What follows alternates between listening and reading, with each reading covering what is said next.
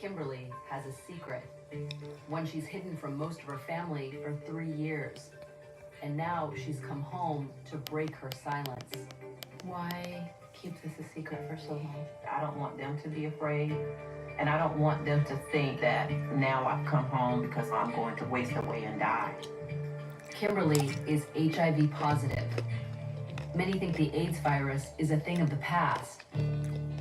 3 decades ago, these were the headlines. Public health officials say it is a deadly epidemic among gay men. What began in the gay community quickly spiraled out of control and across ethnic and demographic lines. A potentially fatal disease unknown. Yep. Months ago is spreading so quickly that doctors now say it's a national epidemic. But today, far from over, HIV is a plague that is striking one population more than any other. Just by a show of hands, how many people have been affected by HIV? Black Americans are nearly 8 times more likely than white Americans to be HIV positive. But why? Tonight, we'll meet people at the center of America's silent epidemic. A single woman who is looking for love. What did you think of HIV before you contracted it? It's not going to happen to me. A young gay man who fears an early death. I don't see myself being 60. I maybe see 35, but I don't see that far. And a survivor who's lived his entire life with HIV. I never thought I would make it this far. I'll meet a woman who believes her husband infected her, and a former drug abuser who may have infected countless women. Do you feel remorse? Absolutely. That is something I wish I could take back. Tonight, we'll share their stories and their courage to come out of the shadows for the very first time. I just want everybody to know that I'm coming out. I mean, I'm HIV positive, and that's it. America, it can be inspiring and beautiful. It can also be dark and ugly. It's so many things. Hello, 702. Hello, Joshua, the first one in. Thank you for coming. And that's what I'm afraid of. This is what I'm afraid of. I came on for a little while. I just came out the dentist's office, so my mouth kind of hurt. What?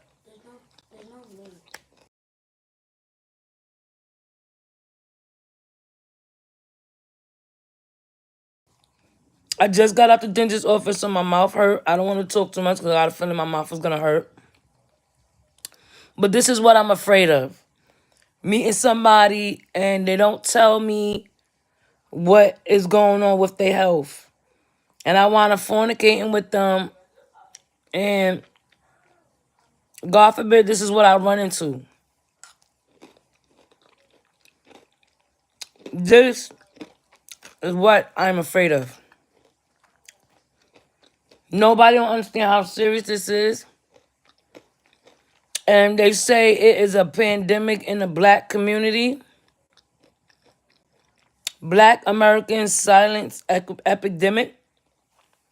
And we don't know why it's so high. We know why it's so high. But we don't want to say because, God forbid, someone says we're saying something inappropriate. So, y'all the judge of it. That's why I don't have sex for fun. I have one partner, and I will stay lonely before I fornicate again. Because this is what I'm afraid of. If y'all not afraid, then what the hell are y'all afraid of? Because this is one of them. And this is the easiest thing to catch. And crazy shit is, one lady said she believed her husband gave it to her. And because you married don't mean you safe. But it's sad that this is what we got to worry about from our loved ones. Sex is the most strongest, powerful situation that can catch up human beings. When it come down to us, we so weak when it comes down to sex. And some of us is proud of having so many partners. Some of us is proud that we can use a man to get what we want get what we want if we just give a little of our cuckoo. Some of us is proud of that. And the scary part is you meet somebody. There was a guy on there. He knew he had it and he affected a lot of people on purpose. And I call that revenge. Revenge, I forgot what I called it. Where they do it on vengeance because they mad because they got affected. And it's never, I said we're going to talk a lot, but it's never wrong to say, hey, guys, if you're interested in me, let's start off by having a health check. It's not wrong with that. I know it sounds corny. It also might sound intimidating, but it won't hurt you. And the person don't agree, so what? Just so you know what? We could be friends for now until we can start taking it serious. So I just came on for this little bit of time. Oh shit! I didn't even see the conversation. What up, OG? Hey, Eyez, Joshua. Eyez, are you lying in your bed? Yes, I'm in pain. I wish they discussed the real truth Black communities have within their community. Educate wise, fresh food and health department. Right. Mm-hmm. You 100. Eyez, I don't have sex no more. I'm of house rest and looking through playbooks. Hey, no. Woo effing woo. A lady passed from getting AIDS from her own husband and she never knew he had it. That's crazy. I mean, are you lying? Yeah, I'm lying in my bed. Y'all always catch me in my bed. I mean, are you? Yes, because I'm always coming in from work. I'm going to play it back. I'm going to rewind it back so y'all can hear this. Because the intro sounds good. It explains the whole story. You don't even need to watch the whole thing. I'm going to play it one more time. 46-year-old Kimberly has a secret. She has a secret. From most of her family for 3 years. And now she's come home to break her silence. Why keep this a secret for so long? I don't want them to be afraid.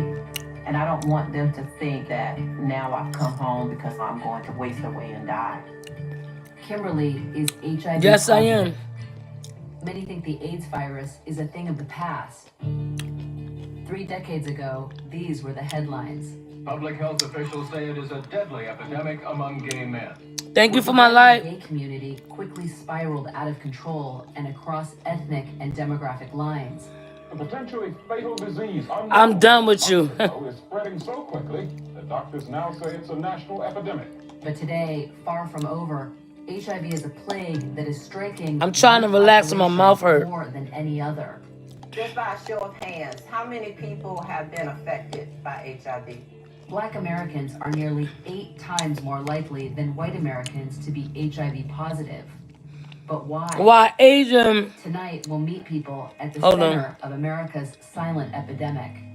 A single woman. Lisa Lang needs to focus why Asian communities don't mind putting nail shots Not gonna happen to me. in stores in Black communities, but don't dare live within the community. I maybe see 35. I'm gonna say something about that, Graham. A survivor who's lived his entire life. I'm gonna tell you what I know and what I heard. I thought I would make it this far. I'll meet a woman who believes her husband infected her. I'm gonna tell you A why. former drug abuser who may have infected countless women. Look, Feel remorse? Absolutely. That is something I wish I could take back.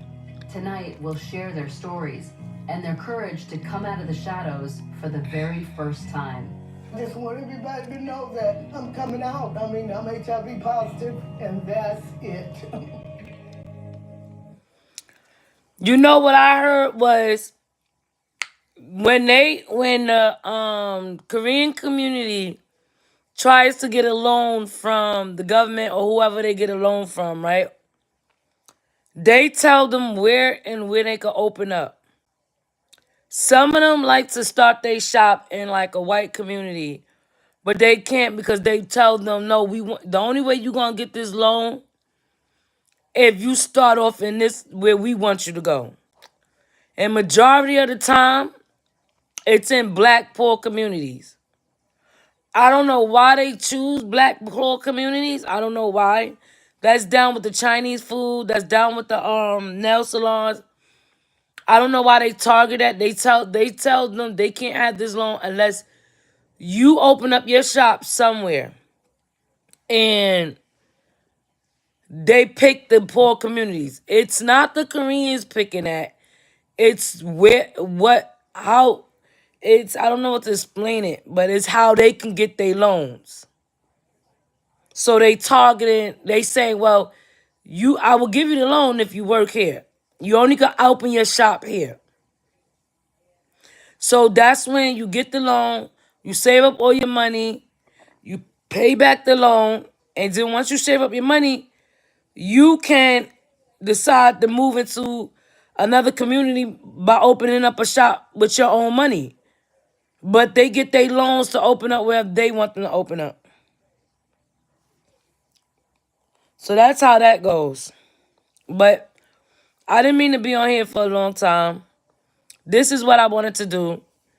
This is why I was talking about this earlier. So this is what I'm afraid of, guys.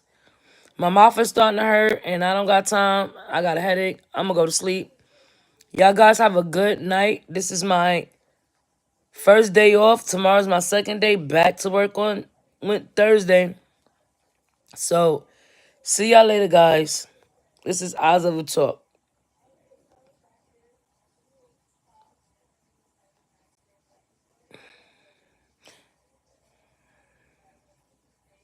No, I agree with you. I agree with you, Graham. I agree with you. I agree with you. My thing is, no need to be afraid. Keep doing you. Be safe. I'm not gonna. I'm staying myself. um, no, I don't feel sorry. I just feel like we don't understand it. Cause I think if I went for a loan for my business, cause I wanted to start a business, and they decided to, they tell me how they want me to use their money. If I really want that loan, I'm gonna have to do it because I want my business to open up. If they say, "Oh, you are only to open up a soul food store in a Korean community," hey, I'm gonna do it because I want that loan to open up my business, and then I'll pay back that loan, save up my money, and then open up a store where I want to open up at. But as long as you taking somebody else's money, they're gonna tell you how to use it. They might even tell them they ain't gotta pay it back if they just open it up here. You probably only gonna pay half of that back. So this is Eyez of a Talk, guys. I'll see y'all later. I'm in pain. I'm gonna continue watching this because I want to hear it. It sounds interesting. They say it's a pandemic in the black community. I don't know. Let me see what it's about, and I'll tell y'all later. Later, guys.